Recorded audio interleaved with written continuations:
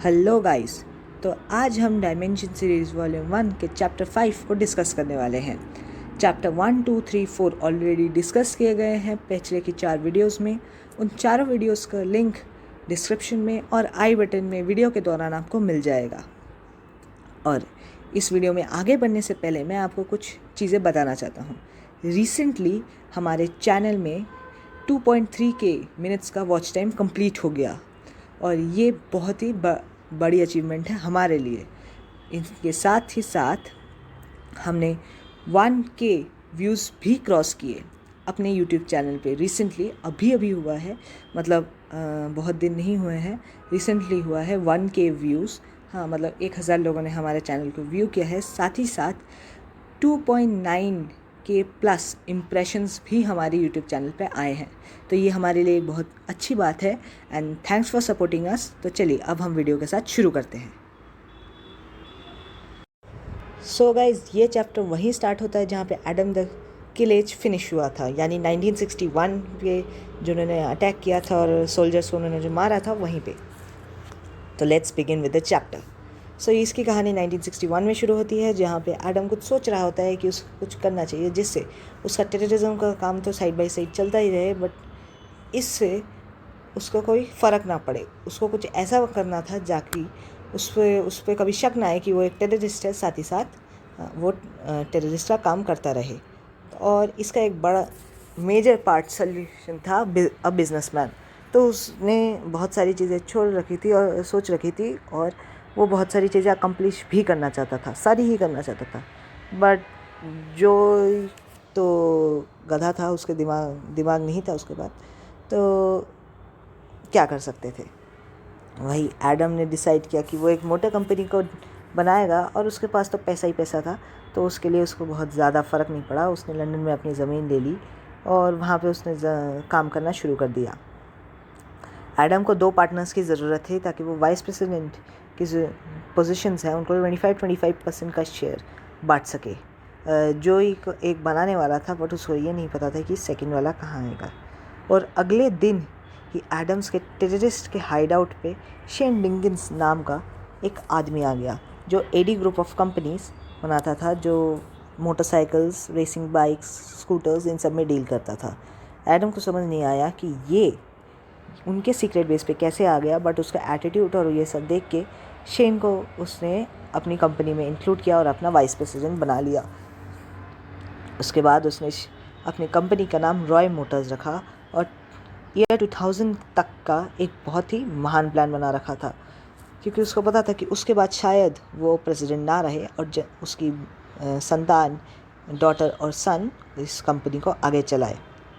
पहले 3 महीने में ही बहुत सा प्रॉफिट हुआ और सब बहुत खुश थे इसी बारे में, और एडम ने सारे वर्कर्स को इसी सक्सेस के लिए पार्टी में भी बुलाया। 1966 के आते आते एडम फिर से अपने टेररिज्म पार्ट में फोकस करने लगा। जहाँ शेन बेसिकली कंपनी को चला रहा था, वहीं एडम भी चला ही रहा था, बट वो टेररिज्म की तरफ थोड़ा मूव ऑन कर रहा था, ज़्यादा फोकस कर रहा था। और तभी उसने बुदापेस्ट पे एक प्लान किया और ब्लास्ट प्लान किया, और उसके लिए उसे 22 मिलियन पाउंड्स मिले। इसी दौरान उन्होंने अपनी कंपनी लंदन से बर्लिन में भी शिफ्ट करवा ली कुछ इश्यूज़ के कारण, और ये सारा पैसा जाता था कंपनी के सेविंग अकाउंट में ताकि उनको कोई फ़र्क ना पड़े।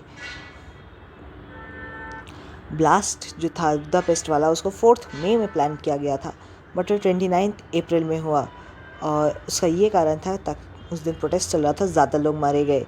हाँ, और इसी की वजह से एडम एक बहुत फेमस होने लगा धीरे धीरे। जैसे जैसे साल बीतते गए, उसका ओवरऑल ब्लास्ट साल बढ़ता ही रह गया। 10, 17, 18 ऐसे करके हर साल वो बहुत सारे ब्लास्ट करते जा रहा था, और सारी कंट्रीज़, UN, बड़ी बड़ी एसोसिएशंस, CBI, FBI, कोई भी उसे ढूंढ नहीं पा रहा था। इसलिए उसका नाम अननोन माफिया रख दिया गया। 1971 में उसने अपने फादर के बेस्ट फ्रेंड की डॉटर से शादी कर ली, जिसका नाम था नताशा, और उन्होंने अपनी वेडिंग को बहुत इन्जॉय भी किया। और वो वैसे तो एक एम्प्लॉय थी रॉय मोटर्स में, बट जैसे ही उसने शादी की, वो हेड इंपोर्ट और एक्सपोर्ट डिपार्टमेंट की हेड बन गई। अगले ही साल एडम की एक बेटी हुई और इस साल उसने वैसे कोई भी ब्लास्ट नहीं किए थे।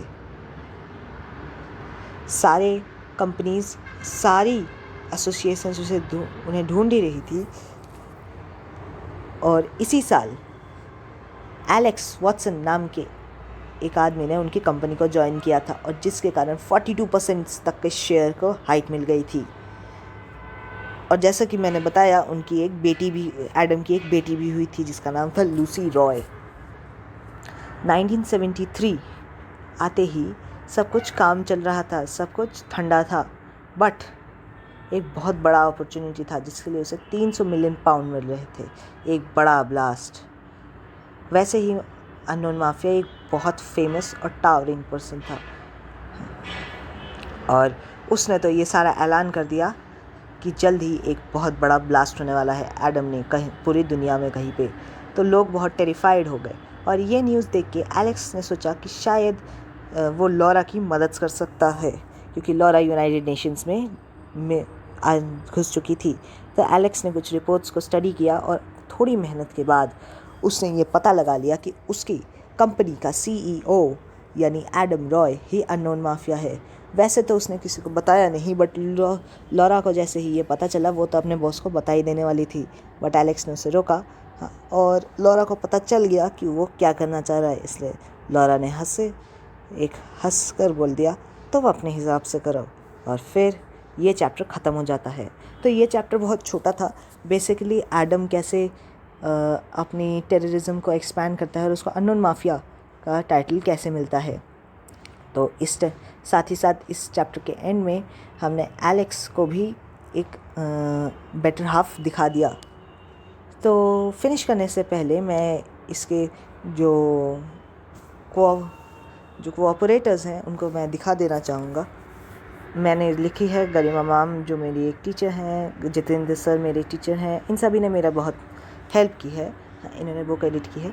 और अगर आपको नहीं पता हो तो 8 अप्रैल को इसका सेकेंड वॉल्यूम यानी डायमेंशन सीरीज़ वॉल्यूम 2 लॉन्च हो रहा है, जिसकी शुरुआत में ही आप देखने वाले हैं एक बहुत ही कड़ाकेदार फाइट, क्योंकि इसकी एंड जो है वो एक ऐसे जगह पे रिजल्ट करेगी जो आप सोच भी नहीं सकते।